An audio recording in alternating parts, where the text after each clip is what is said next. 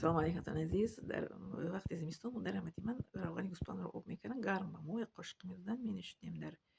چی میگن در دل نهار مینوشیدیم. برای همین در زمستان هیچ کسی مو کسل نمیشدیم، نمای میشدیم چی میگه پیشگیری بیماری ها وسپلینی خون که اون کسی مو بیمار شد در بیمارخانه یگان مراتب خوب کردگی نه پدر نه مادر نه فرزند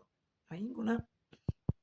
این چنین انا چیز میکردن و جزک میمونه کو از جزک همون روغنی چی میگه دنبای گوسفنده در نان رنگ پترولو و کده میخوردن برادران پدرم